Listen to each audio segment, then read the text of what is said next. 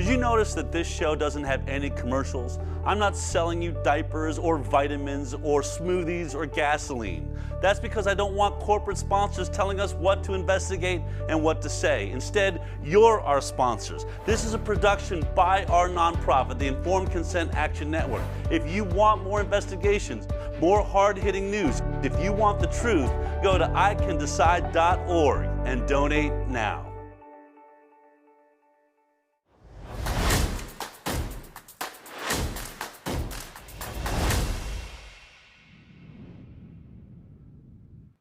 Good morning, good afternoon, good evening, wherever you are out there in this crazy world, it's time to step out onto the high wire. Are you one of those people that woke up this morning, your radio alarm went off, and you heard Sonny and Cher singing, "I got you, babe, I got you"? Of course, I'm making reference to that famous movie with Bill Murray back in 1993 called Groundhog Day. I had a friend of mine talk about that yesterday. She said, I feel like every morning I wake up, it's just like this dream and it won't go away and it starts all over again and it just seems to be the same day over and over and over again. I thought, that is the best way to describe how I feel. It's not terrible, it's not great, it's just this day that won't end and it just keeps coming back around. And then when you wake up in the morning, here we are again and it hasn't changed. You start asking yourself, what has to happen today? What is going to happen to end this repetitive Groundhog Day? Does Punxsutawney Phil have to see his shadow? What is going on? I think that's what we're all dealing with. And today, we are going to try and announce what we believe should be the last piece of information, what we need to know to finally end this reoccurring nightmare. I think this is all really put together very well in one video that came out this week. I want you to watch this video.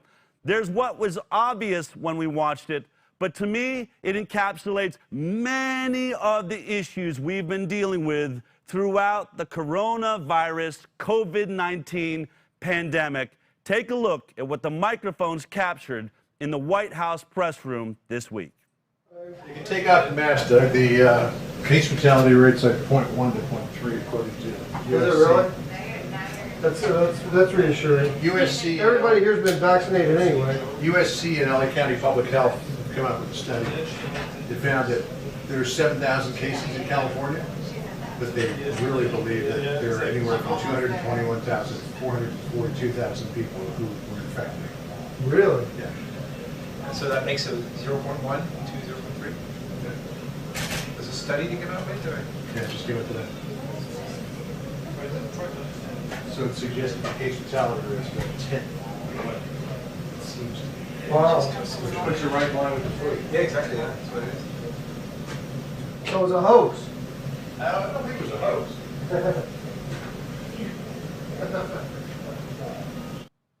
That was Fox's John Roberts bringing the information about the fact that it looks like the rate of death in America is something like the flu. There's a lot to get out of this conversation, and I'm going to dig into all of it today. But first, let's go over what happened this week in America. In order to do that, I want to bring in our own Jeffrey Jackson, who's been watching the news closely. Jeffrey, what happened in the last 7 days of the COVID-19 continued lockdown? Well, Del, we normally go over numbers of cases, but I think it's important today to start out with the new jobless claims. So it's 4.4 million as of this past week that was reported. That brings the 5-week total to more than 26 million, wipes out all the gains since the Great Recession. However, the good news is it seems like this past week and this week, last week was the week of protests. We saw all the protests, were reported on those. This week seems to be the national conversation is really starting to go into overdrive about reopening, like what states are reopening. And Georgia started out front with that. So Georgia, South Carolina, Tennessee, and Ohio all announced this week that they will be easing their shutdown restrictions. Now, Georgia Governor Brian Kemp, it was reassuring in that article that was just shown on the screen. he was saying that he sees a terrible impact on public health as well as the pocketbook if they stay shut down for longer. So he's starting a reopening period tomorrow, which is Friday, and then continuing it to Monday with more businesses. North Carolina is set to announce their plan to reopen today around 3 o'clock, so right around after the show here. And keep in mind, North Carolina is one of the first places we saw the protests. We saw a woman get arrested there. So it seems like we're going to start seeing a lot of states reopening. Now, the federal guidelines for that, put out by the White House and the CDC, require 14 days of a downward trend before you can start moving to these phases that the Georgia governor is going at. So President Trump came out and said he does not agree with the decision of Georgia Governor Kemp. However, he said, quote, "I told the governor very simply that I disagree with his decision, but he has to do what he thinks is right." So these federal guidelines are just guidelines. It's really up to the governors here in the states and the individual states' rights.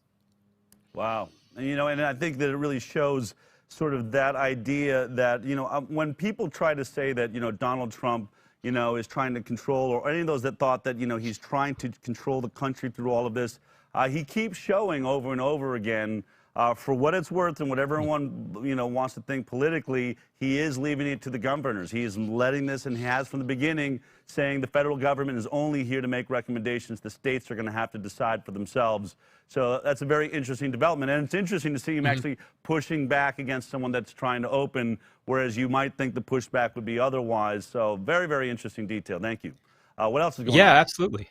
Well, another data point in that direction is Attorney General William Barr, in a recent interview, said that the stay-at-home orders are, quote, "disturbingly close to house arrest." So this is a fascinating thing as the country looks towards reopening. So he was basically saying shutting down businesses and requiring people to stay at home are intrusions of civil liberties. So he said in the interview, basically, state governors can do certain things and use certain police powers to protect the public health. But when it starts interfering with state commerce, employment, things like that, that's when the federal government can step in. And also religion. That's what last week the Justice Department stepped in. There is a Mississippi church in Greenville, Mississippi, that was doing drive-in services, and they were ticketed by the police for doing that because they weren't following social distancing. So the church sued, and the Justice Department wrote a statement in support of that church for freedom of religion. So this is an interesting time in the United States happening right now, because there's so many pushing and pulling with federal guidelines, states guidelines, religious rights, states' rights. And literally the Constitution of the United States is like in the middle of this tug of war right now. Right. Yeah, yeah, absolutely. Amazing. And yeah, well, as we were covering China, everyone was watching this when it was in China, the coronavirus outbreak. We saw these pictures of drones yelling at people through loudspeakers, and we thought, my God, this can never happen here. And then we saw some reports of, other countries. Italy was using drones, and Spain's using drones, and I was skeptical. I thought this isn't going to happen in the United States, but lo and behold, Connecticut is using drones. Really? This is a headline. They're using drones to enforce social distancing. So in this article, it says quote, "The drones include specialized sensor and computer vision systems that can display a person's temperature, heart and respiratory rates, as well as detect people sneezing or coughing in a crowd." They said the technology can accurately detect infections from 190 feet away. This is all part of the Flattening the Curve pilot program. And in Michigan, where some of the shutdown orders were, a lot of people called it aggressively authoritarian. It's kind of interesting because Michigan was actually accepting drones as donations from China. No. This is a fascinating headline, so I'm just going to leave it at that. This gets back to a point I pointed out last week, right? I mean, we now have China. When we think about, what happened in 9/11 and the idea that Al-Qaeda was trying to rob us of our freedoms, that was the goal that had been stated throughout that time. We want America to be so afraid that they start taking away their own freedoms. You have to imagine this. There's been a battle, right, throughout time between communism and capitalism. And of course, we've always tried to infiltrate other nations that were communists and say there's a better way. You really should let your people be free. You really got to wonder, one of the, I think, arguably the greatest communist power left in the world is China. And now they're supplying us with surveillance equipment so that America and Michigan and states can start treating their own people like they do in China, with drones following us. It reminds us, I forget what the name of the film was. It was like a Tom Selleck film where Gene Simmons was the bad guy, and there was these robots everywhere. Like, I'm probably dating myself now, but it feels like that, right? We're going to have like these drones and equipment flying around, spying on us. I mean, at what point, you know, it's checking our temperature? Is it listening to what we're saying? I mean, this is really, really shocking. And I think, you know, whether or not, you know, just the fact that China is helping with the surveillance of Americans in America, I think shows you how far off course we are. China loves seeing this, and they love helping with us surveilling our own people. Really, really crazy story. Yeah, I don't know what else to say than from what you just said. I just it's fascinating stuff. So let's move on. You know, there's a couple other headlines in the news here, a little more serious tone. I guess more serious than drones surveilling the population of America, but more of a health aspect. Heart attacks. Doctors in Los Angeles, in California, are wondering, where are all the heart attack and stroke patients? And we've talked about this, you know, off air. You've talked about this on air, but hospitals are seeing numbers plummeting of people that are usually coming in and out of these ERs with issues with the strokes, with heart attacks, with cardiac issues. So in this article, it says, quote, numbers have plummeted by a third to a half. New doctors and health officials are increasingly worried that steps taken to keep hospitals at the ready, along with a widespread public fear of the virus in rife in emergency rooms, have left people who are in immediate need of life-saving help unwilling to seek treatment. One of the doctors, the ER doctors in here, called it corona collateral damage syndrome. And he said, we may never know, or we may not know for a while until the surveillance numbers come out, how much of this collateral damage is actually happening with people that need treatment and that can't do it.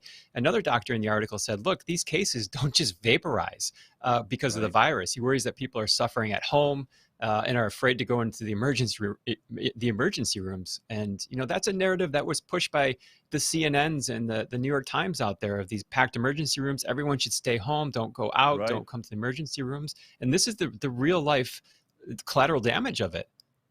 Amazing. You have to imagine, if these people aren't going to hospitals, they must be dying in their homes. What is, you know, what is the body count in the end going to be? Heart disease claims over 600,000 people every year in America, and that's when hospitals are available to them. What are these numbers going to be? Will we even see these numbers, right? I mean, we're going to be talking about things later. If you died in your home of a heart attack, are they going to just assume that's a coronavirus death? Those are some of the things coming up, you know, that we're going to be discussing. But clearly, and you think about it, no stents are being done. There's no organ transplants being done. None of the doctors, we've sent all the doctors in hospitals home all over this fear. The only thing working in America right now are the ERs, the ICUs. The rest of the hospitals are not functioning.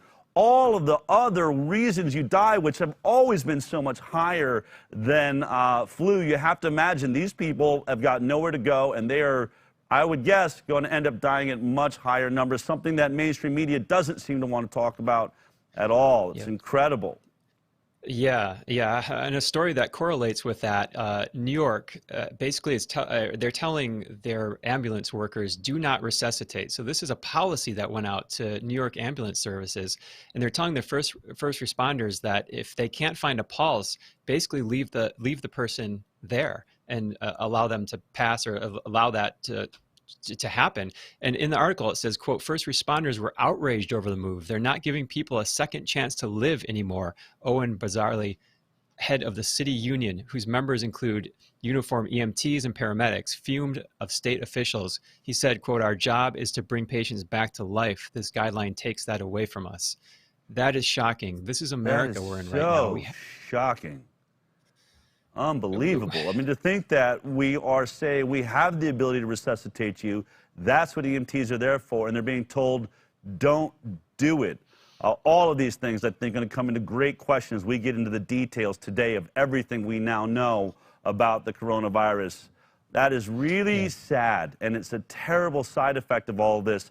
And I think it's going to really bring into question, in the end, how well New York handled this, Cuomo, de Blasio, all of these people that are going to have to speak to this and explain why you didn't save as many people as you could. We've talked about chloroquine, something that around the world is being shown success rates, and how difficult, Andrew Cuomo, made it to use.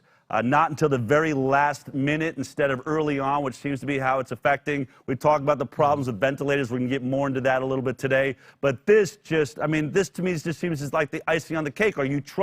You're knowingly essentially killing people. You are taking away the modern, approach towards health. We know we can resuscitate you. How many people could have been saved? And instead, this is going to be stacked onto it. And again, is this all to bloat a COVID-19 death rate, or are the hospitals really that overrun? Because as far as I know, it sounds like, aren't all the hospitals around the world asking for a severance package because they've lost so much money? So few people have come in hospitals around the nation that they are about to go out of business. I mean, this story could not get crazier if you tried, and certainly I think of all of it, this idea we are not going to resuscitate just seems horrific and dark. Right. And now, Stat News had an article about ventilators. Now, we talked about Dr. Cameron Kyle Seidel last week, and really broke down he's kind of a whistleblower, and other doctors too, other ER doctors and respiratory therapists. Right. And now here we are. Stat News comes out and reports on an analysis by the American Journal of Tropical Medicine and Hygiene, basically confirming what Dr. Kyle Seidel said. Wow. In the article, it says, quote, the authors argue that physicians need a new playbook for when to use ventilators for COVID-19 patients, a message consistent with new treatment guidelines issued Tuesday by the National Institutes of Health, which advocates a phased approach to breathing support that would defer the use of ventilators if possible. So calling for this phased approach to basically hold off on those ventilators until you really need them because they're not working. Now, in this article also, it says that a lot of COVID-19 patients are being put on ventilators that don't need to be, and the features of the disease can make mechanical ventilation harmful to the lungs. I mean, this is exactly what we're hearing with the ER doctors on the ground.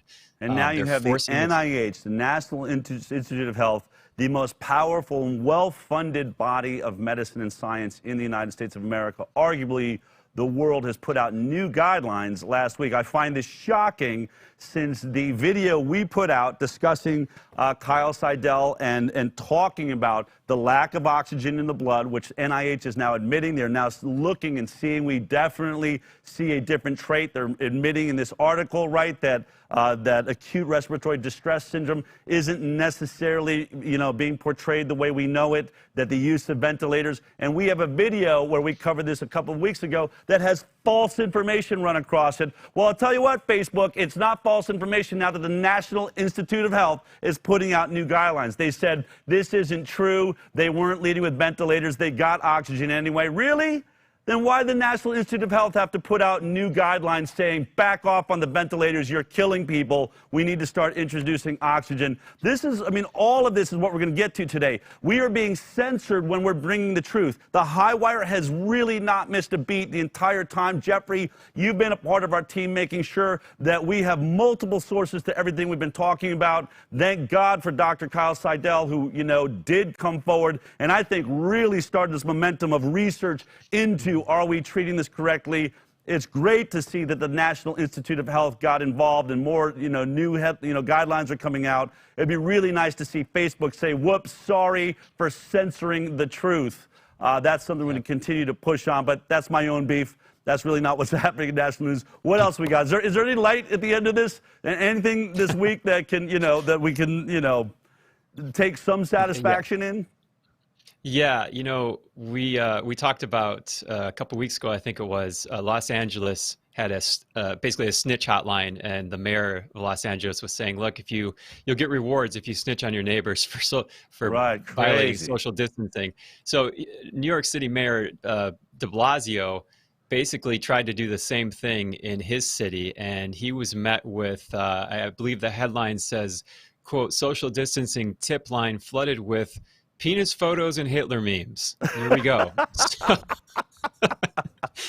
So basically what happened is he told New Yorkers to snitch on each other for violating social distancing, and his tip line was flooded with, this is according to the article, extended middle fingers, videos of the mayor dropping the Staten Island groundhog, pictures of him going to the gym, other pictures which were described in the title, and so on and so forth. So it looks like that was kind of a big backfire on him. I think so, and you know, it's nice to see that in true New York fashion, where I met my wife in New York. I spent many, many years in New York. I'm fond of New York City. It's nice to know that no matter what happens there and through this coronavirus pandemic, you're not going to turn New Yorkers into Nazis. That's just not in their blood. Instead, you want a picture? How about this? I love it. Thank you for that information, a little bit of light to show that people are still alive and pumping, which I think is the big question we all have as we're, you know, making our way through this repetitive Groundhog Day. As I described at the top, it's nice to know that there's still a sense of humor and an idea that maybe there's something inside of us that can get back to normal sometime soon. Jeffrey, thank you so much for that report. Yeah, amen to that, Del. All right, take care. We'll talk to you soon. All right, so I started the show out with, you know, showing you John Roberts, you know, talking, you know, apparently unaware, at least we thought was unaware, that there were microphones open in the room by one of the news channels, and was talking to all of the people in there about the fact that there are new stats coming out, and that we don't need to wear the mask anymore, and it looks like it's a lot like the flu. This really, I think, shows you exactly what the news already knows, but you have to be asking yourself, but why is that not what they're saying on television still? Why didn't I hear about that? That happened when? A couple of days ago, and still that's not what's being announced on the news? Fox didn't come forward and say, hey, this is all over, we can take our masks off.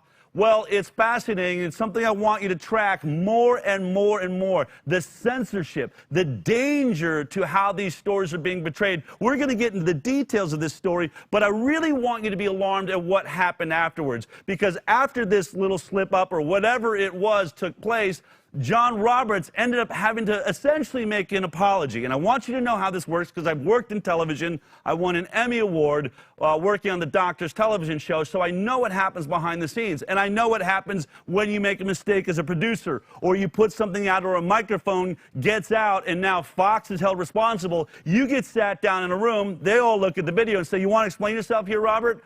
And I mean, at first he's going to say, well, I mean, look, I didn't know there was a microphone on. That can't possibly be my fault. Yeah, but you're undermining. We are getting calls from Pfizer. We are getting calls from Sanofi Aventis. And all of our advertisers right now, we're in deep, and you better think of something to say. And so what does he say? Well, that ended up being the headline from this. Not that Fox, you know, news reporter is ahead of the game and really reporting. What it was, oh, I was just kidding. Take a look at some of these headlines really quick. That ended up referencing, was Fox News' John Roberts caught on a hot mic discussing COVID-19 as a hoax? Next, new Fox News, John Roberts shoot down coronavirus conspiracy theorists. There is no vaccine. Basically, well, no, I was just joking. It goes on. Everyone's been vaccinated around here anyway. Conspiracy theories run rampant after White House hot mic catches, here it is, press room joke. Oh, he was joking. Oh, it's just a giant joke.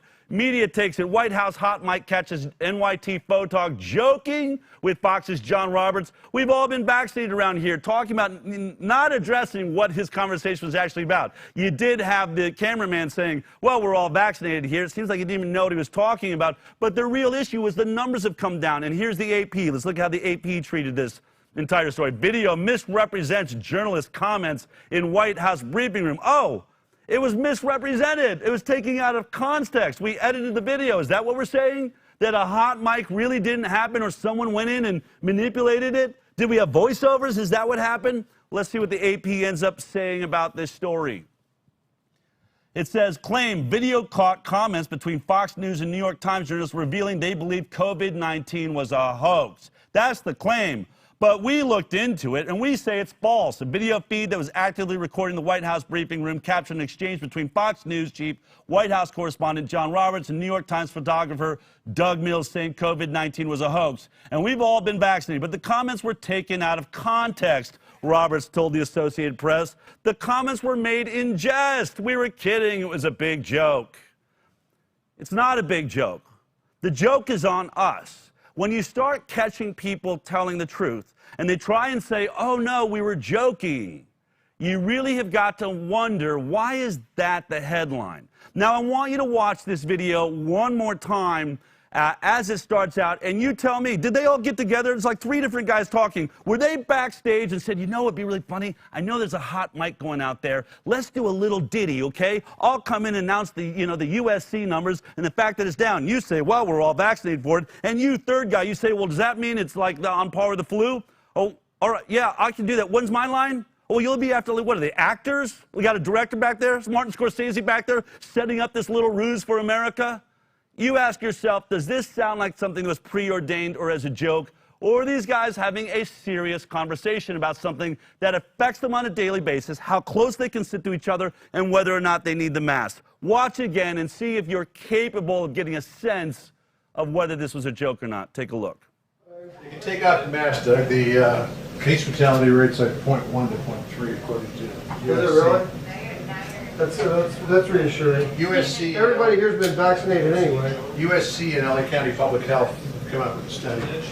They found that there are 7,000 cases in California, but they really believe that there are anywhere from 221,000 to 442,000 people who were infected. Really? Yeah. So that makes a 0.1 to 0.3. There's a study to come out with, or? Yeah, just give it to them. So it suggests that the case fatality rate is about 10. It seems to be. Wow. Which puts you right in line with the flu. Yeah, exactly. Yeah, that's what it is. So it was a hoax. I don't think it was a hoax. Come on, folks. That was an honest conversation. And in fact, if it was a joke, he would have said, yeah, it's a hoax. He didn't. John Roberts said, no, I don't think it was a hoax. He probably drifted off down the hallway saying, I think it's a colossal mistake. But I'm not necessarily saying that they just made this thing up. Either way, you've got to start watching the news very carefully. You've got to start recognizing what I've said from the beginning. Pharma funds your news. They pay all of these anchors. They pay all of these reporters. And if you get out of line, they will say, we are going to pull millions of dollars out of your news program if you don't fix this little slip up. We don't care if it was caught on an open mic or not.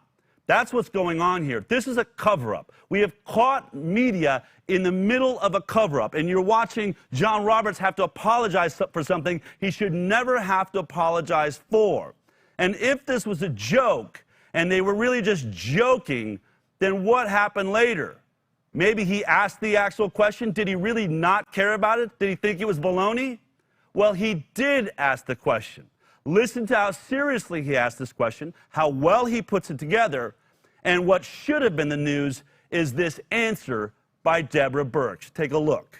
The University of Southern California and the LA County Public Health put out a report today that suggests that the penetrance of the virus is as much as almost 40 times what it was believed to be, that as many as 442,000 people in LA County may have been infected, which suggests 2 things. It suggests that you have a lot more people out there who could be spreading the virus, but it also suggests that the case fatality rate is more in line with the 2017-2018 flu than what we've seen in some other areas of the world. But I'm wondering if you've seen that, what your thoughts were. So we're looking at all those studies very carefully, and I think you will remember over the last 3 weeks I've been talking about the level of asymptomatic spread and my concern about asymptomatic spread, because with flu and other diseases, when people are sick, it's easy to contact trace. When people are not sick and shedding virus, you have to have a very different approach. Younger age groups may have more asymptomatic disease, and your asymptomatic disease may decrease with your older age groups, and that your symptomatic disease might increase with age groups. This is still our working hypothesis. We have no data right now still to support that. And we're really asking people to start testing in among the first responders and the healthcare workers that may have had the greatest exposure, because that's where the test will be most reliable. And then when we have the luxury, we can go out to broader and broader communities. But this has been the fundamental question to begin with and has been persistent. And we will emphasize to the American people again, this is a highly contagious virus. And we don't know by looking at someone whether they have pre-existing conditions or not. And so all of us, as far as protecting others, must continue to do all of the recommendations to ensure that when we are in an asymptomatic state, we're not passing the virus to others.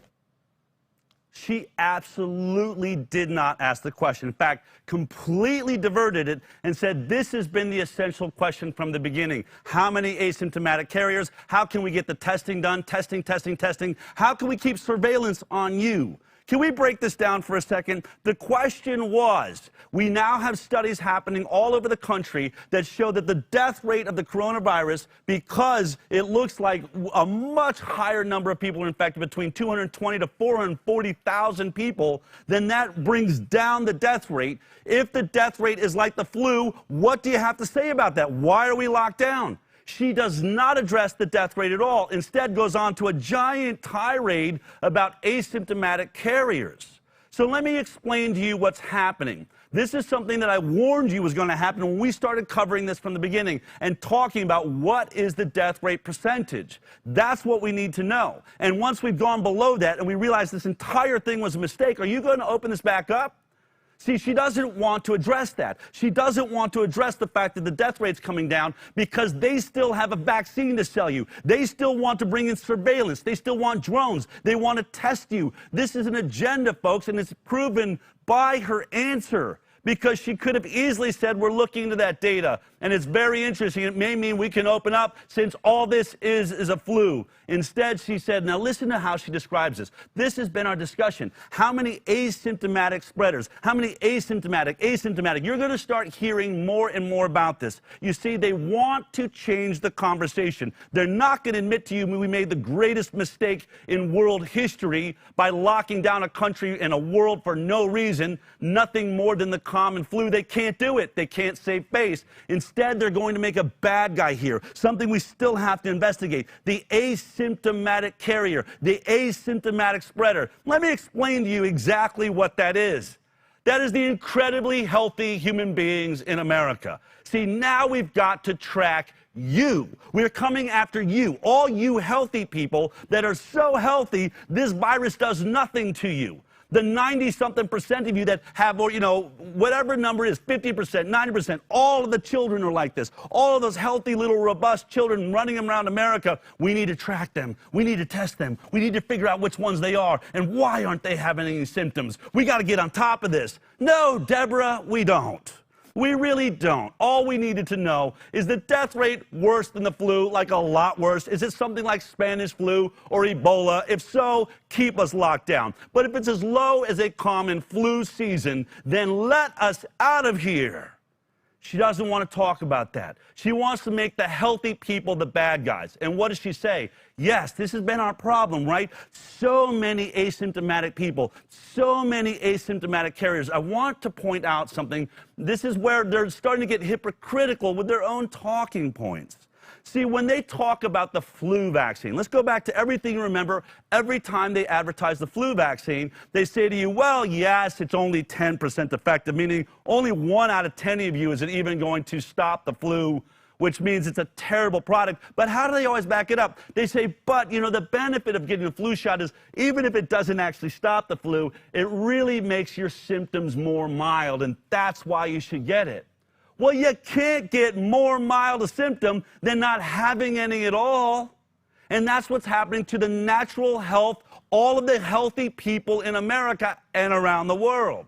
They're having barely any symptoms at all. In fact, she says, as you're trying to compare it to the flu, I don't want to talk about the flu deaths and the fact that it's right on par there and there's no reason to be here. I want to talk about it's so much easier to track flu because people get really sick and we see their symptoms. So then what you're saying is that coronavirus is like one of the best viruses you can get. It has a really low death rate, and you almost have no symptoms at all. This isn't a problem, Deborah. This should have us dancing in the streets because most of us are going to either have a common cold or be asymptomatic, meaning our bodies were so capable of handling this, we didn't even feel it. Be very careful, America, that they are going to try and make those people the bad guys. Now, maybe they'd be bad guys if this asymptomatic carriers were infecting and killing 20% of the population like the Spanish flu, or even more like Ebola. But when the death rate is the same as the flu has always been, meaning people who were already deathly ill because of other comorbid issues, and that is all that is happening, only you just are experiencing it as a much less virulent experience as the flu. Be careful. I'm trying to warn you, America. They are spinning, man. They are trying to polish this turd as best as they can, but it is a turd. Let's get into it. Why is this a turd? Why are they dead wrong? Multiple studies now across the world. Let's talk about what John Roberts is saying. Here's the headline. All right, early antibody testing suggests COVID-19 infections in LA County greatly exceed documented cases. It goes on. USC and the Los Angeles County Department of Public Health on Monday released preliminary results from a collaborative scientific study that suggests infections from the new coronavirus are far more widespread and the fatality rate much lower in LA County than previously thought. Based on the results of the first round of testing, the research team estimates that approximately 4.1% of the county's adult population has an antibody to the virus. Adjusting this estimate for the statistical margin of error implies about 2.8% to 5.6% of the county's adult population has an antibody to the virus, which translates to approximately 221,000 to 442,000 adults in the county who have been infected. That estimate is 28 to 55 times higher than the 7,994 confirmed cases of COVID-19 reported to that county at the time of the study in early April.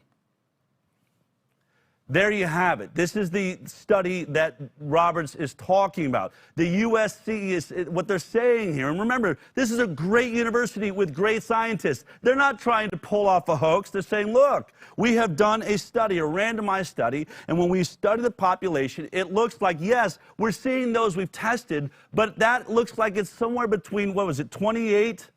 What was the number there? 28 to 55 times more. That we're missing the number, and as that number, I've told you for weeks, goes up, the death rate goes down. But they're not alone. Stanford has done a similar study. This is Stanford. LA County antibody tests suggest that coronavirus infections vastly exceed official counts. Study estimates a more than 50-fold increase in coronavirus infections compared to official cases. But experts have raised concerns about the reliability of antibody kits. I mean, this is part of the conversation. And then here is the actual, and remember, if you're seeing it on MedRex, I want to make this point clear right now. All of these studies are under peer review. They're not published yet. These are the findings that are coming out from these universities. They're preprints, so MedRex lets people look at the first draft of these studies. So let me make that clear. We're going to still need to see these under peer review, but look at how multiple institutions, all on their own, are coming to such similar conclusions. Remember, this isn't Neil Ferguson all by himself in the UK and the world is following. These are people and institutions on their own challenging it. All right, let's look at next at what it had to say. We conclude that based on seroprevalence sampling of a large regional population, the prevalence of SARS-CoV-2 antibodies in Santa Clara County was between 2.49% and 4.16% by early April. While this prevalence may be far smaller than the theoretical final size of the epidemic, it suggests that the number of infections is 50 to 85-fold larger than the number of cases currently detected in Santa Clara County. So they're even going higher. Their numbers are saying 50 to 80 times. At the time of this study, did I already read this? Santa Clara County had the largest number of confirmed cases of any county in Northern California, 1,094. The county also had several of the earliest known cases of COVID-19 in the state, including one of the first presumed cases of community-acquired disease, making an especially appropriate location to test a population-level sample for the presence of active and past infections. We can use our prevalence estimates to approximate the infection fatality rate from COVID-19 in Santa Clara County as of April 10, 2020.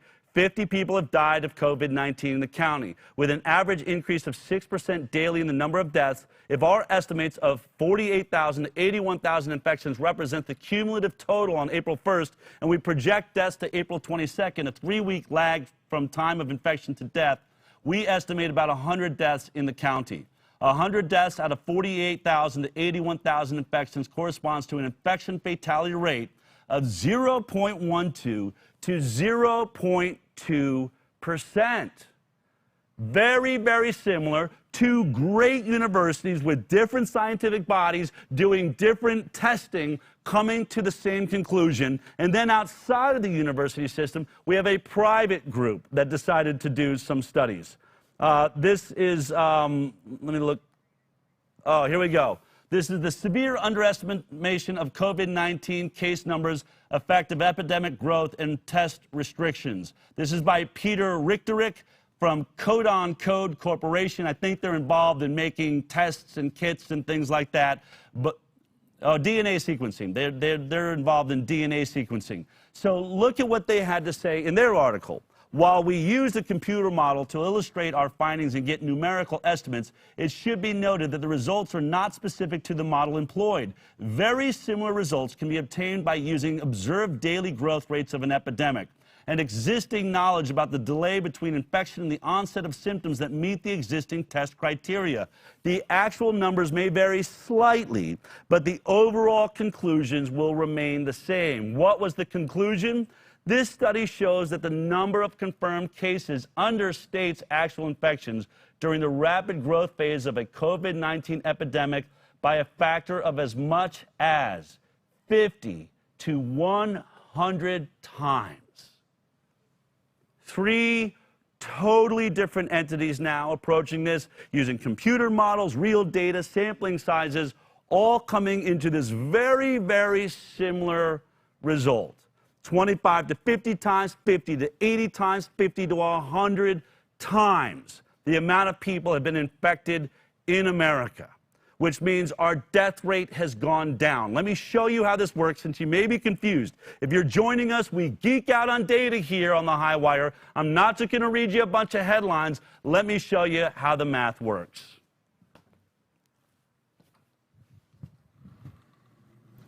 All right, let's go to the whiteboard.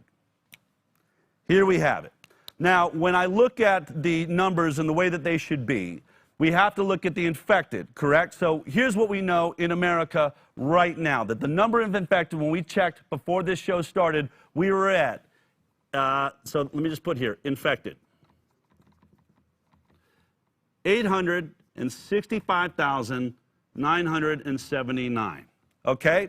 So this is the number we're going with. And what they're saying is, this is who we've actually tested. This is who we know has it. But what we're hearing from all these institutions is 25 to 50 times more people have it, 50 to 100 times, 50 to 80 times. So let's do the math, since the median number is sort of in that 50 zone. Let me show you how this math works. We're going to go 865,979 times 50, okay?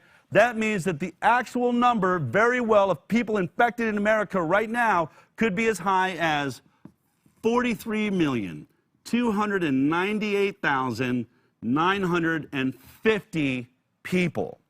This is using 50 times, which all 3 of the studies had that number involved. Now let's go at the current deaths in America. Now this is a really hard number. I mean, we'll talk later about whether or not it's bloated, but it's a real number. We're not guessing at it anyway. We don't have test samples. This is what's been reported. We have a report that the deaths in America total is 48,808 total deaths now in America. So how do we find out what the death rate is? Well, here's how we do that. We take 43,298,950 and we divide it into 48,808. And what is the number we get when we do that? It comes out to 0.00112. Okay? That's the number. Now remember, if you're going to state it as a percentage point, then you wipe out these two zeros and you write it like this. The death rate appears to be 0.11%. Okay? Less than 1. All right, in fact, 1/10 of 1% is what we have there, okay? Now, let's go ahead and let's take the lowest number, since everyone's going to say, well, you dramatically used 50. One of the studies said 25. Okay, let me do 25 really quickly for you. Let's once again take 865,979 times 25, which equals 21,649,475. We take that 21,649,475, we divide it into 48,808, and the number we get is 0.00225, meaning, in this case, wipe out both zeros, you're at a 0.2%, 0.22%. So you're either at 0.1 or 0.2, 1/10 of 1% or 1/20th of 1%. That's where we're at. Those are the facts. Why does this matter?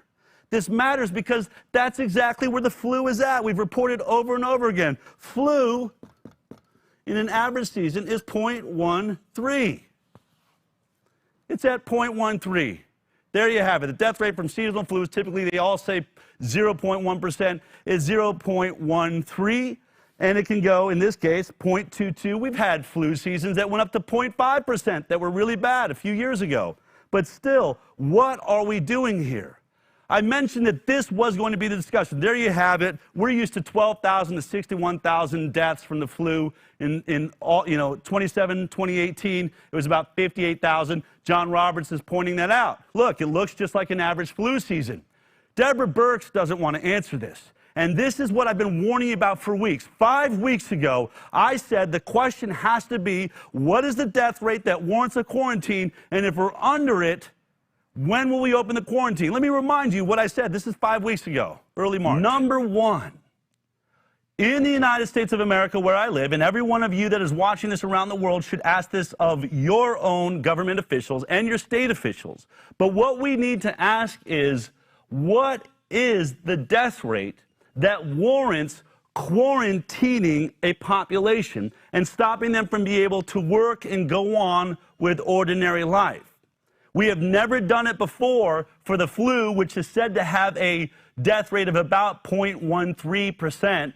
And then question number two, once we know what that rate is and we know what that number is, if once our testing does come online and the models start to show us all around the world in our own testing of all the people showing the mild cases and the asymptomatic cases, and we watch this death rate dropping down as we know it naturally will, once it drops below that threshold that our governments have set, will we remove this quarantine and say, false alarm, everybody, sorry. We took obvious precautions which were necessary, but now that we've recognized that this death rate is well below a threshold that we have set, we are going back to our normal lives. No one asked that question. We never got a reporter to say, at what level do we quarantine? If flu is at 0.13%, certainly, and we've had, flus that are up to 0.5%, when we think of, other things, swine flu, things like that, SARS, all these things, we never locked down. We never used draconian measures before. But no one ever asked this question, and that's why I said this was going to be a problem. When the number starts coming down, you have to be able to say, hey, that's it, open it up, it's over. It has the same death rate. Remember, this isn't total death. This isn't total deaths. They're saying deaths based on infection rate. It's a percentage. We are right at flu, 0.1 to 0.2%. Yet Deborah Birx won't answer the question, and I warned you about this. I've never had a problem with quarantine. I've never said we shouldn't lock down in case there's a deadly disease. But our scientists and those that lead this nation are supposed to study the science, and once the data starts coming in and they recognize, oh, snap, it is just the flu. All right, we're going to have some egg on our faces. We're going to have to go out and say it to the public, but hopefully they'll understand. Instead, they're doubling and tripling down and changing the conversation about testing healthy people who aren't having symptoms. It's crazy. Luckily, though, I don't think we're alone. You are not going, the cat's out of the bag, right? The cat's out of the bag. Universities across the country are getting to the truth. And we now have a sitting senator inside of the Senate, Rand Paul, making a very, very appropriate statement because he recognizes that the cat is out of the bag, too. Here's what he had to say. The senator from Kentucky. No amount of money, not all the money in China, will save us from ourselves. Our only hope of rescuing this great country is to reopen the economy. If you print up billions of dollars and give it to people, they are unlikely to spend it until you end the quarantine. The good news, though, is that the scientific community finally has facts instead of conjecture. The models that used 3.4% mortality were fortunately very wrong. Random samples now of thousands of people have now been tested for antibodies or immunity to coronavirus. 2 large randomized studies in California show similar results. The number of people who have already developed antibodies to the coronavirus is 25 to 50 times higher than the number that is being reported as infected. This is great news.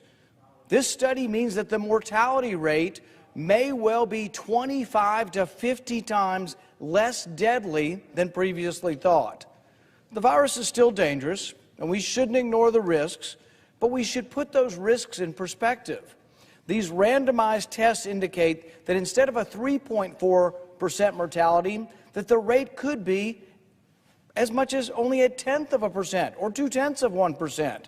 We now have solid scientific evidence from randomized studies that we can manage this disease without continuing the draconian lockdown of the economy. The question before us isn't do nothing or print endless amounts of bailout cash. The debate should now include the one choice that will get our economy growing again, reopening American commerce. So today I rise in opposition to spending $500 billion more. The virus bailouts have already cost over $2 trillion. Our annual deficit this year will approach $4 trillion. We can't continue on this course. No amount of bailout dollars will stimulate an economy that is being strangled by quarantine. It is not a lack of money that plagues us, but a lack of commerce.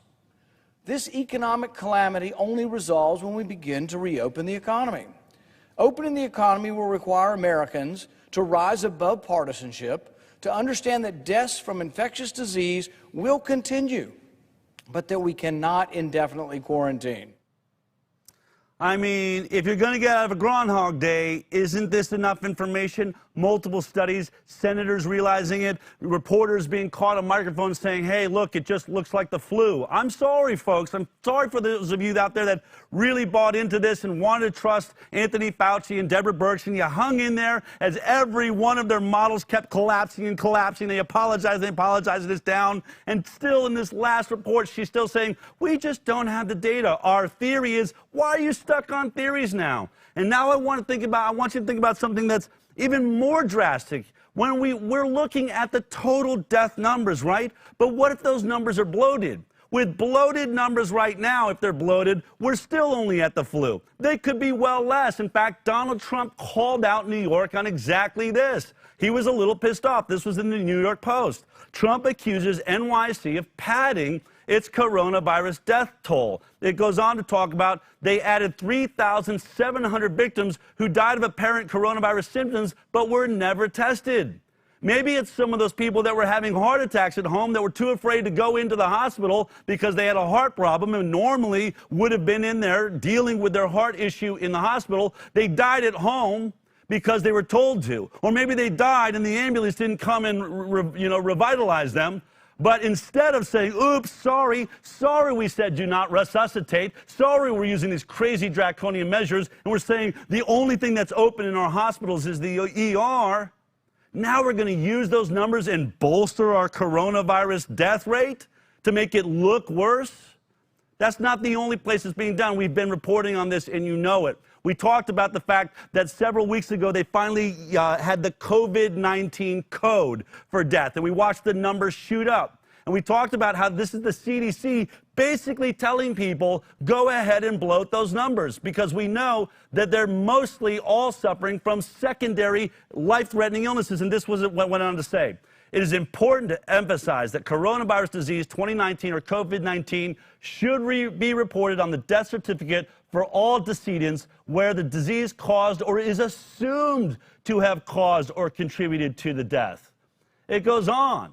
This is a question. If you're not understanding what we're saying, wink, wink, doctor, here's what you need to know. What happens if the terms reported on the death certificate indicate uncertainty, meaning I'm uncertain? What should I do then? If the death certificate reports terms such as probable COVID-19 or likely COVID-19, these terms will be assigned the new ICD code, meaning use the code that they did die of COVID-19. And in case you're worried, we're going to check up on you. Let us just make it clear. It is not likely that NCHS will follow up on these cases. Well, there you have it.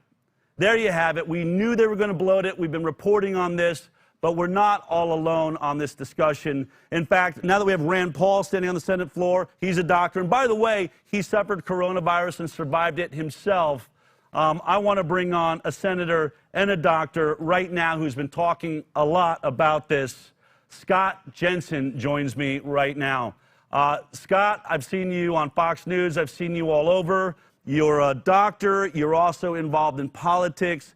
You know, we reported several weeks ago that it looks very much like the CDC is asking doctors and coroners or whoever fills out these forms to bloat the numbers. Go ahead and take it, make it all COVID-19. If I got that wrong, you're a doctor. What was your experience when you saw this recommendation by the CDC on the death certificates? Well, that was actually April 3rd, Adele, and I had never seen something like that before. All of a sudden, I read this document from the Department of Health, and it said, go ahead and diagnose COVID-19. It didn't say put down probable. It said, go ahead and put it COVID. You just showed it on your screen before.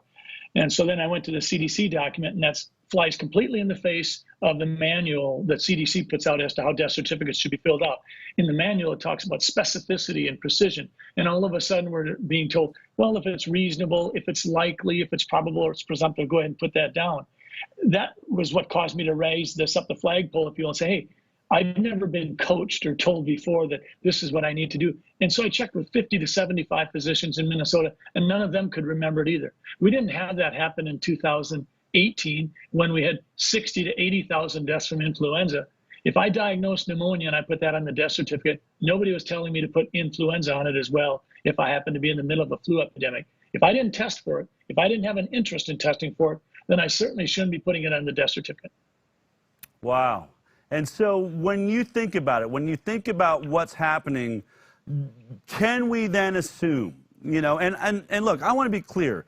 Doctors are good people. They mean well. They also really, you know, I think that one of the things that we've learned, you know, on the high wire is they really want to do what the CDC tells them to do. The CDC writes the Bible in many ways of how they move forward, what they're supposed to do. So in this case, you have doctors doing what they're being told to do. It also helps, I think, bring funding into the hospital, I would think, you know, but do you think that there's a real likelihood that these death rates, if we really went back, I know that Italy had said that 99% of the deaths in Italy had comorbidities, other life-threatening illnesses, and when their health department went back through, they said you should really look at it as though only 12% of death certificates have shown a direct causality from coronavirus.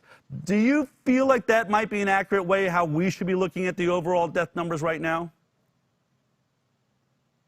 Absolutely. Typically, death certificates are filled out based on causation. And now we're simply saying, well, you can just correlate it to what happens to be going around. I mean, we never do things like that. So I think that undermines the public trust. And then if you start looking at the actual numbers of how dollars come into this. When someone adds a diagnosis to a death certificate or a hospital discharge summary, that doesn't necessarily mean that they're doing anything wrong. I've been in hospitals for 35 years, and I've had administrative, clerical type of coding people come alongside of me and say, Dr. Jensen, I noticed that you discharged this patient with heart failure and pneumonia. And I say, yeah, that's right. That's what they had. And they'll say, well, but they also had a low potassium. And I say, yeah, but the low potassium really didn't have a lot to do with what we did during the hospitalization. But the coding person would say, but they did have it. So if we put that diagnosis down, we might get paid more. And it's true. And the fact of the matter was they had a low potassium. So I'll add that diagnosis. That oftentimes matters. We've been told by hospitals for Medicare patients, it's way better for us to put down dehydration as the primary diagnosis and diarrhea as the second, because if you flip it, you get paid less. So there's no question, hospital administrators will coach us.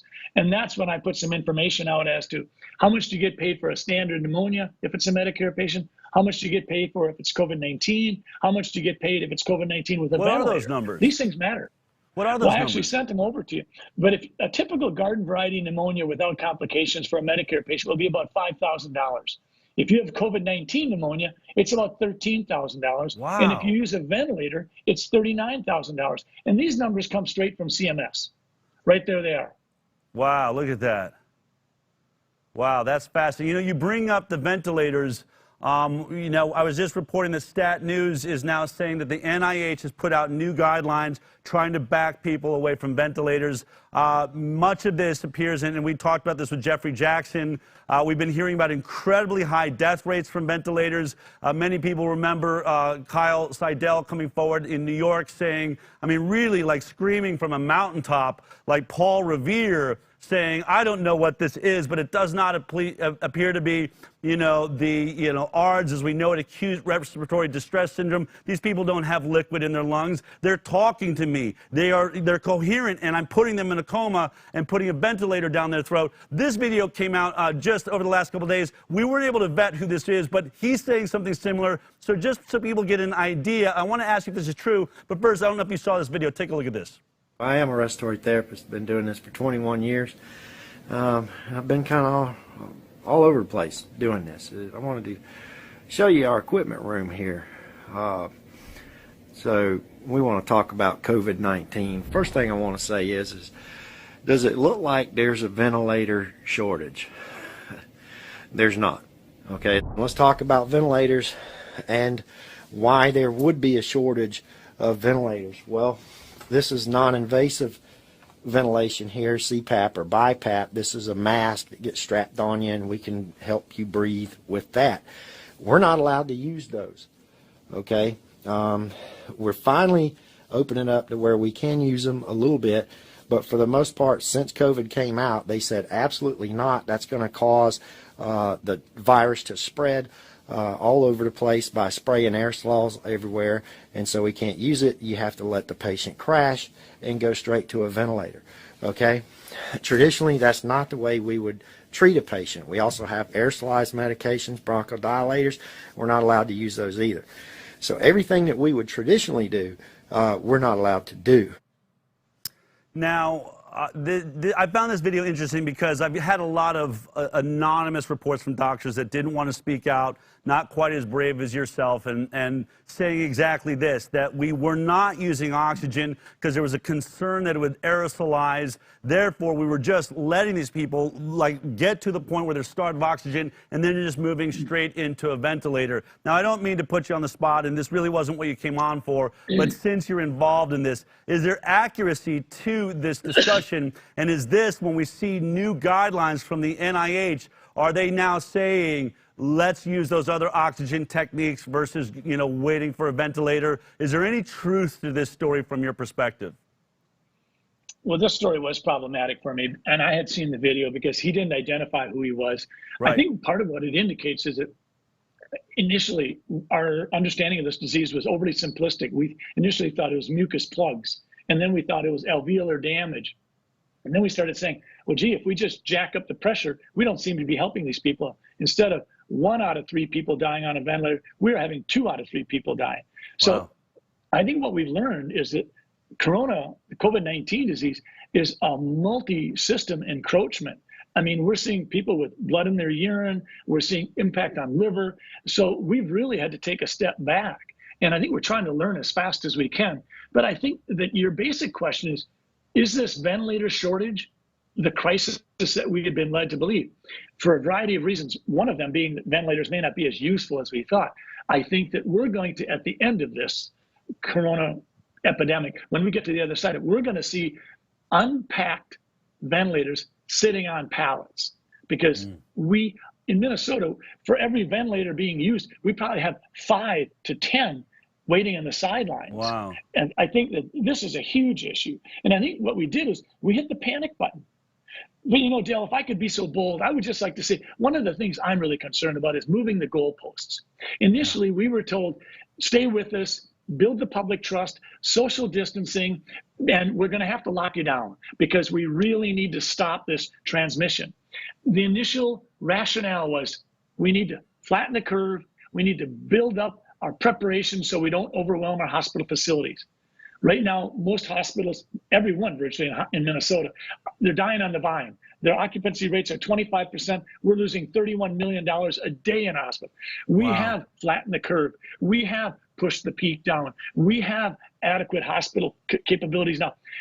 If we've done the things that we wanted to do, then why would we continue to lock down? There's no reason to. You've already said very persuasively that wherever we end up on the fatality rate here, it's going to be somewhere between 0.1 and 0.4. It's not going to be anywhere near the 30% that MERS was in 2013. It's not going to be the 10% that SARS might have been in 2003. It's not going to be the 5 to 10% in 1918. This is going to be somewhere 1 out of 200 people, 1 out of 1,000, somewhere in there. So we've got to revitalize America, because when it comes to mind, body, and spirit, the mind and the spirit are being crushed, and we're focusing entirely on the body and the virus. And we know that 40 to 50% of the people don't even know they have the disease. We know that. And another 40 to 50% are going to skate through it.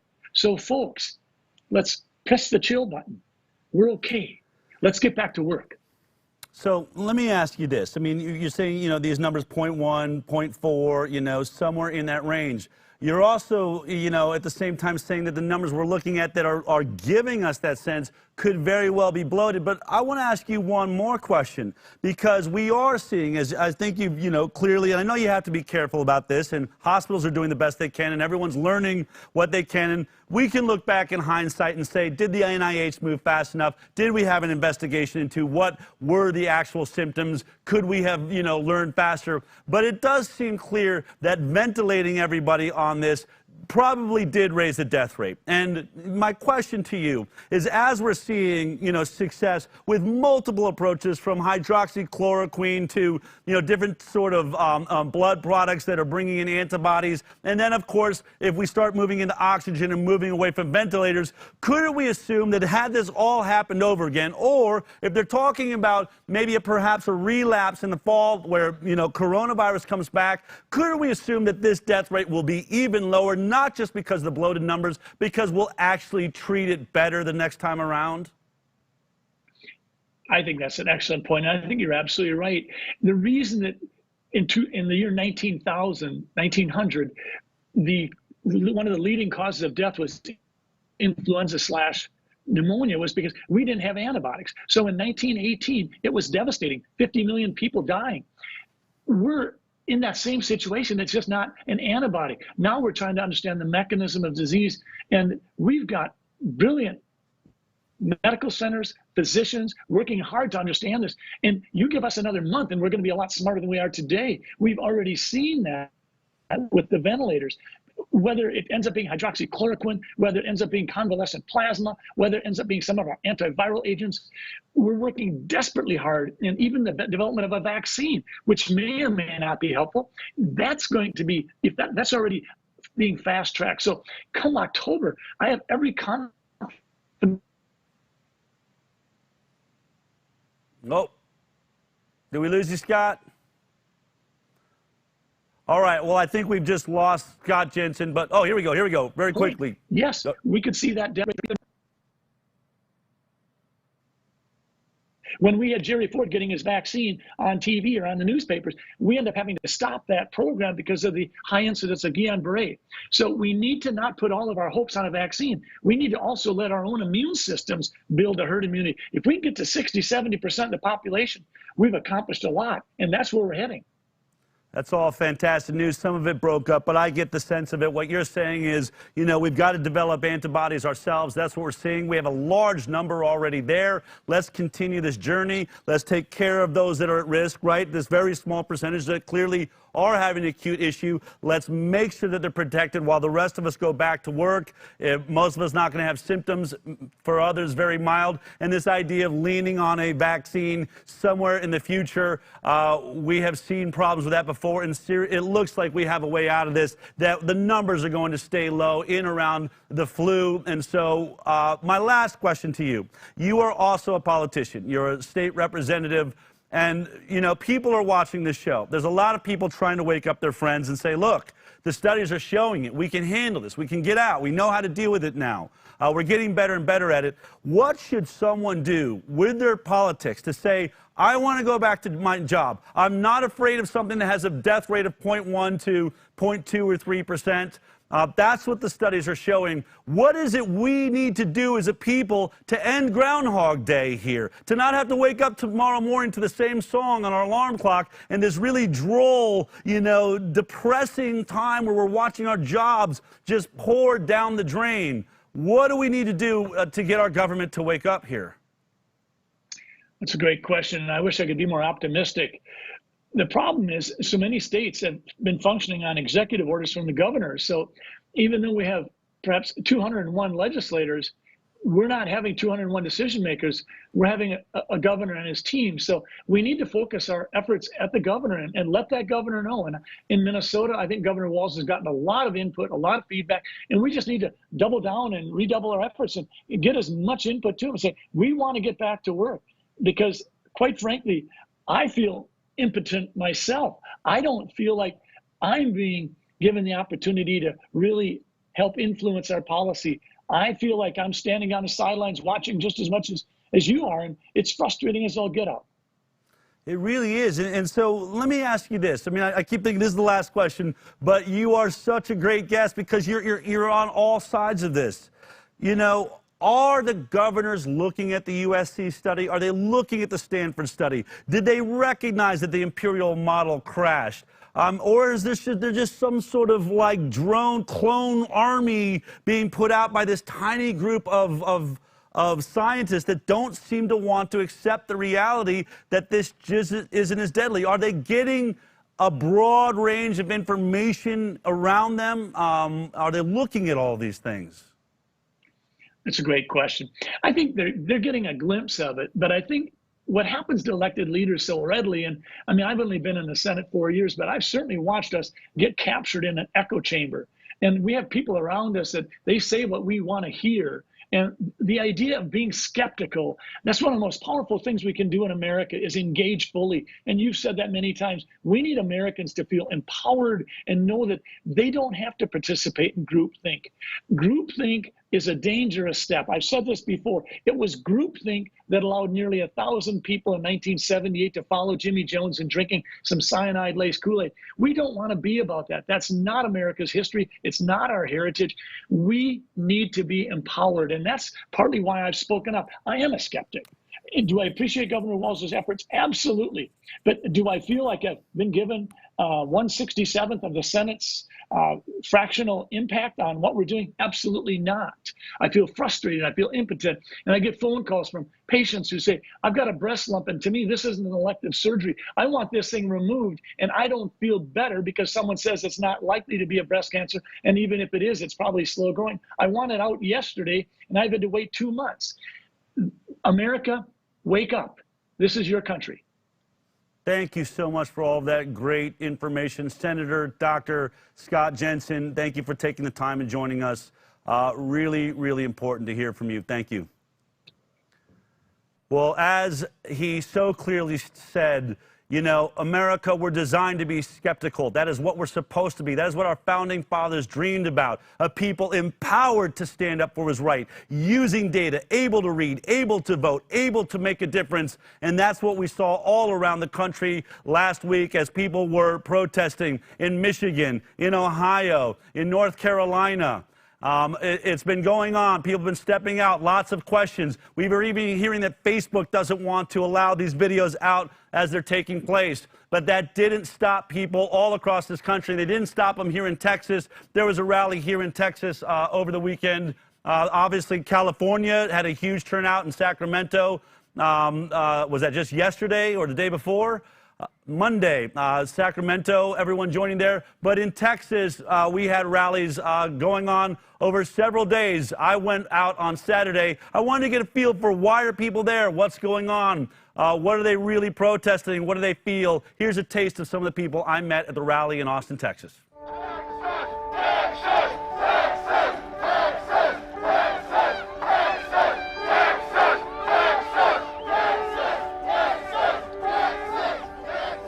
What do you do for a living?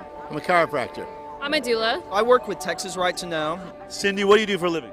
I am a nursing professor. What brings a nursing professor to a rally at the Capitol when there's a coronavirus running around? Well, I've done a lot of research. I definitely believe that more people have had the coronavirus than we will ever know. Do you think the coronavirus is dangerous? What's your theory on it? No, I'm not worried about the coronavirus. There's trillions of viruses around us. I think it's dangerous if you have a compromised immune system.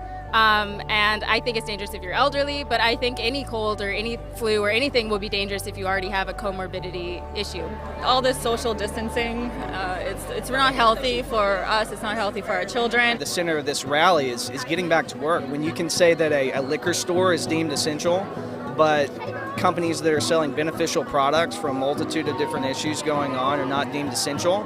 These are shutting down small businesses. This is unprecedented. We've never seen the government be able to deem something essential. This is not hurting Costco. This isn't hurting Walmart. But if the goal really is about public health, provide products that benefit people and don't centralize everyone in one spot. So what happens to, pregnant women that were working with a doula all the way up into their pregnancy? What's happening there? We can support them virtually, and if I have home births, I can attend those, which I prefer anyways.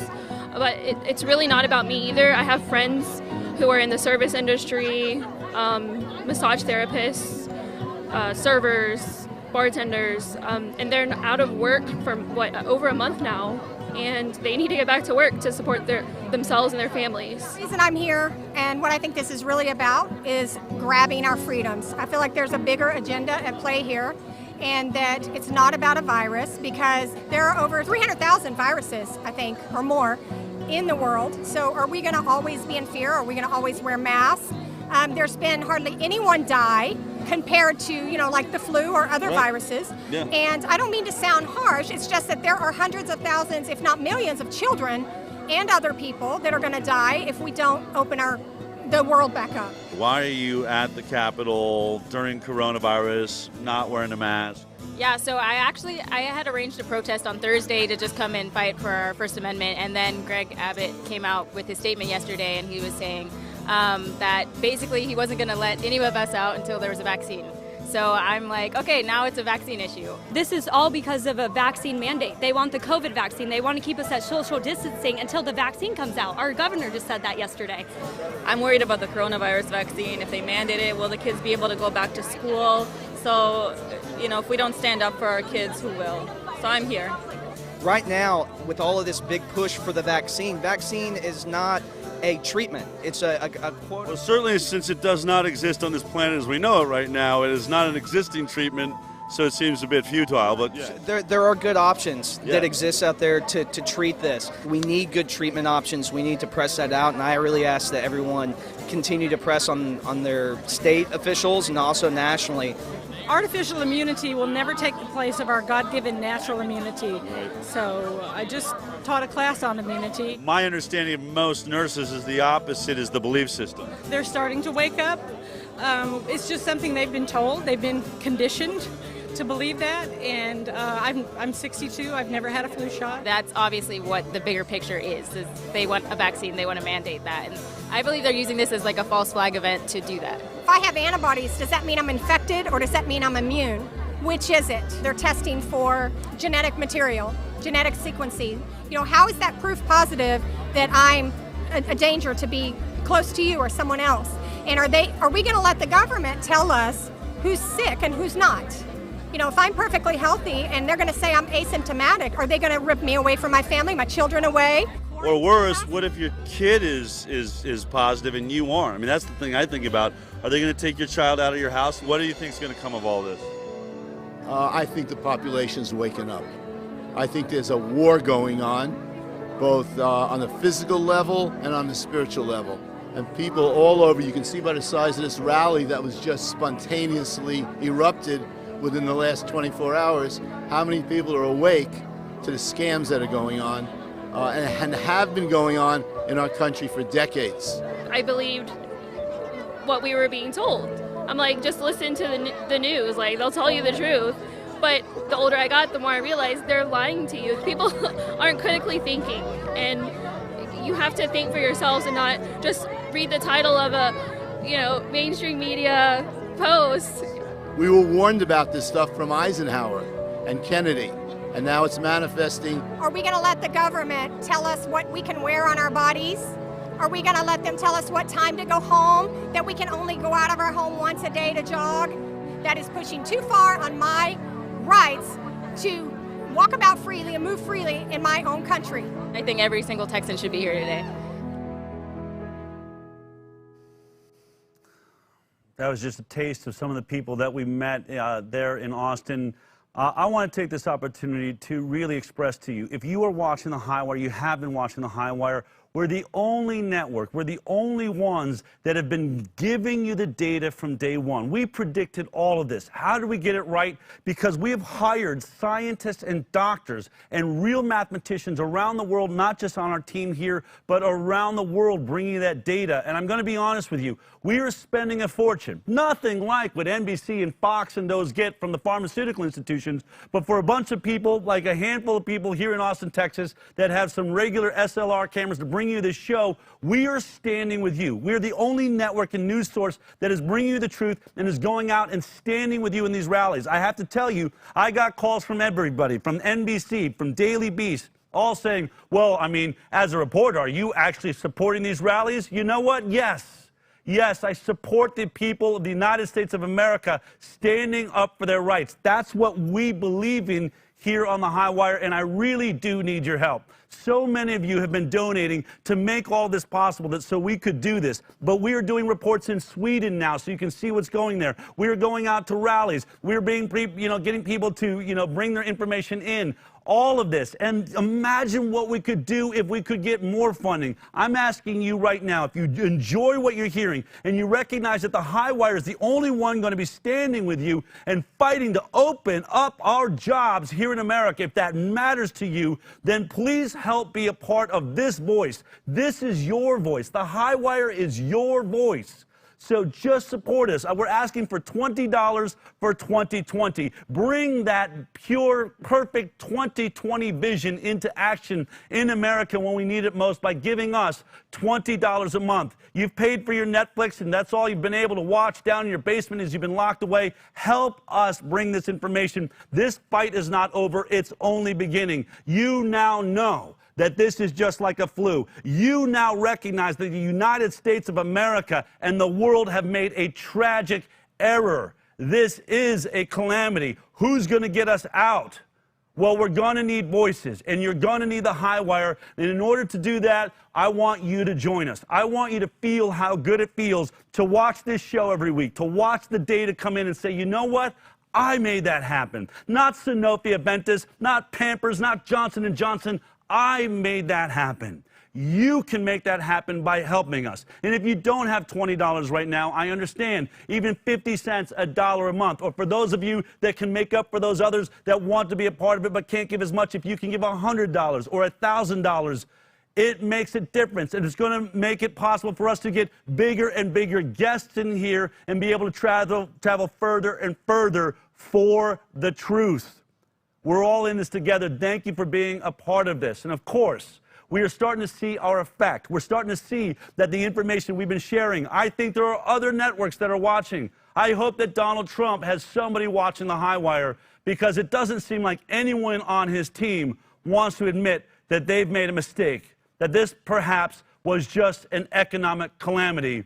And I want to say there is a reporter out there. Britt Hume has been at this since I was a kid. I've seen him for years and years and years, reporting on all of the different changing tides in America and what it represents. He appeared on Fox just the other day and was asked what he thought about this issue. Remember, we have Rand Paul. We have reporters now understanding the truth inside of the White House briefing room. We have universities all over the country. And now one of our leading reporters that has been there from the beginning, I think, puts it together so perfectly. Listen to how Britt Hume described this week. Hey, Britt, good to have you with us. What do you make about the ongoing conversation now about reopening versus staying put? I think it's time to consider the possibility, Shannon, that this lockdown, as opposed to the more moderate mitigation efforts, that this lockdown is a colossal public policy calamity, that the damage to the economy, to businesses, I see, businesses are closing, many may not reopen, those jobs will be lost, those businesses will be lost, those incomes will be lost, plus the effect on children who don't have their normal life, they don't have school, they can't play with their friends, even outdoors. All these things are accumulating. They're not going to get better, Shannon. They're going to get worse with time. And as I say, many of them, we may not recover from many of these losses for a very long time, if ever. And there is not, to my knowledge, really powerful evidence that imposing this lockdown, apart from over and above the other mitigation efforts, is making any real difference. I have my doubts that it's making any difference at all. We don't know everything there is to know about this disease, but we know a lot more than we did. And one thing that we seem to know pretty clearly is who is most vulnerable and who is least vulnerable. The evidence that children are vulnerable to this is very limited, if it exists at all. Most of the evidence points the other way. So that deals with the question of whether they should be able to go back to school with, the teachers and so on taking appropriate precautions. And the other thing is we know that the elderly are overwhelmingly more vulnerable than almost any other group. In fact, than any other group. And it seems to me that protecting the elderly and keeping them at home if necessary, and also those with respiratory problems, is something we could certainly continue to do while allowing everybody else to get on with their business. Why do you think this is presented in so many forums as a binary choice? You either care about the health and medical side of this, or you care about the economy and that side of it. And there's a lot of finger pointing across that chasm.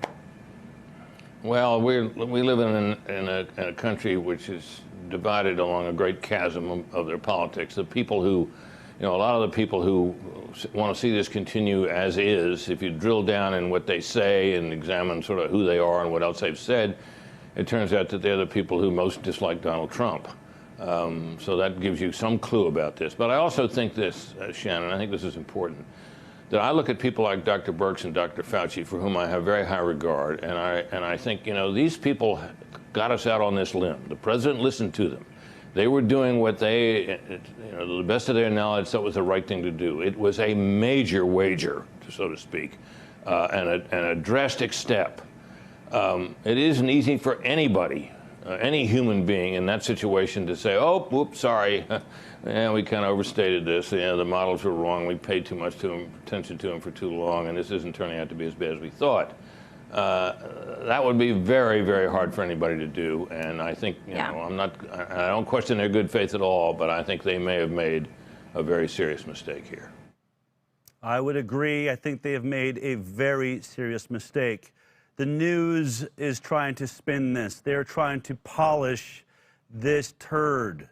But it is what it is. We've all got to accept it, and we've got to not allow this conversation. Now they're saying, oh, you don't want to protect those that are in harm's way. You want to make this about money. You want to make this about jobs. You want to make this about finance. That's not what this is about. This is about human lives.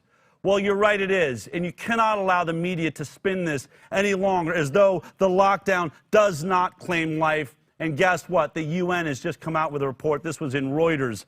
This is really scary. UN warns economic downturn could kill hundreds of thousands of children in 2020. It goes on to say, but the UN report warned that economic hardship experienced by families as a result of the global economic downturn could result in hundreds of thousands of additional child deaths in 2020, reversing the last 2 to 3 years of progress in reducing infant mortality within a single year. You might just be thinking, oh, the United Nations said an estimated 42 million to 66 million children could fall into extreme poverty as a result of the coronavirus crisis this year, adding to the estimated 386 million children already in extreme poverty in 2019. You may think the UN is just talking about Africa, is just talking about India or places like that, but we're seeing in our own reports here in America, this has a death toll. It's getting dangerous.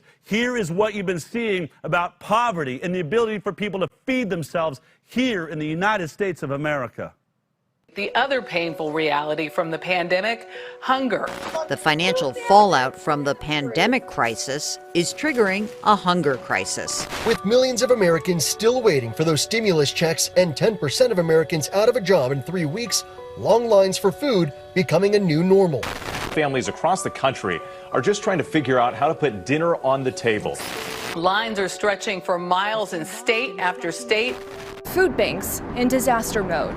Thousands have been forced to wait for hours in long lines. Many who have never had to line up for food donations before. Thousands of people lined up for hours to get help from a food bank in Texas. The San Antonio Food Bank faced a line of 10,000 cars in one day. 7,200 pounds of food was given away from the Chicago Food Depository, and it went fast. Just so striking to see one woman waiting 18 hours to get food in the United States of America. You would think you're back in the 1920s or 30s during the era of the Great Depression.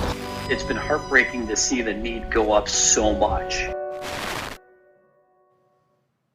I want to be clear to those people out there like Lady Gaga or Oprah Winfrey or Matthew McConaughey, who is voicing commercials or singing on stages saying, you're a hero, stay in your basement, stay locked down, we need to wait for a vaccine.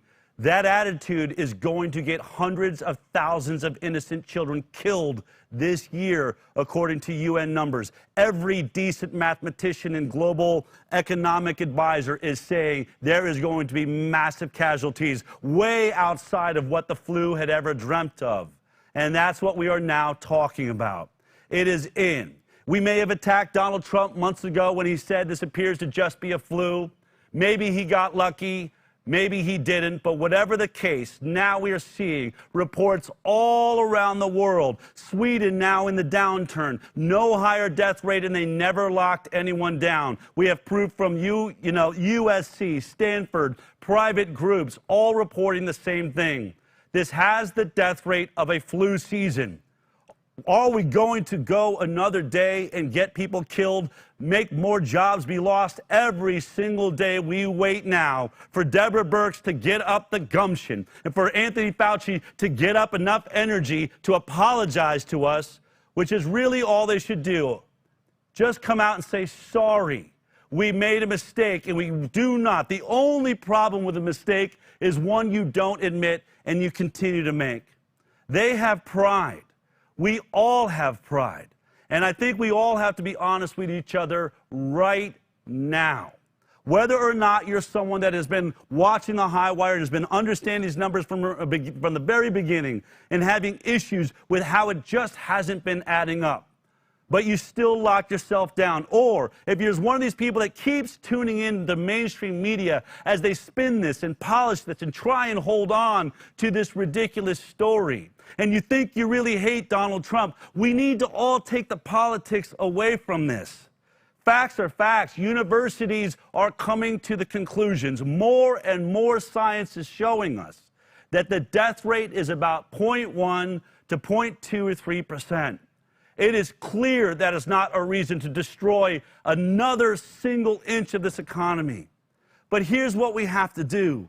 We've got to wake up our friends. We all have to wake up. And it's going to be embarrassing, right? For those of us that were wearing the masks and the gloves and looked like Howard Hughes as we went out the door. For those of us that were taking pictures of our neighbors because we were told that's what we were supposed to do.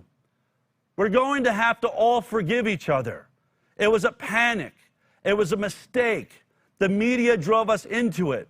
Maybe everybody meant well, but it was a serious calamity. It was an accident. We have to forgive each other. We have to recognize that what happened in the quarantine stays in the quarantine. But let's be honest, this really does look like another average flu season, maybe a bad flu season, but destroying the economy of the world and certainly the nation we live in here, United States of America, but for those of you in Australia and Poland and the UK and all around the world that are coming to the same conclusion. Let's wake up. Let's send this information to our governors and our leaders and say it's time to open up. We forgive you. We forgive you for caring and making the mistake. We forgive you for overreacting. I forgive you for taking pictures of me when I was out walking with my dog. We were pushed to the limit. We were scared. But we are not scared any longer because we have the truth. The truth that the high wire has been invested in from the beginning, that you have been watching here and joining us with. The Informed Consent Action Network that makes all this possible. That network is you. Thank you for your donations. Thank you for your contribution. Now get out there. Tell your friends and family and representatives the truth. We forgive you. Now let's open up and be real heroes and get back to work. I'll see you next week.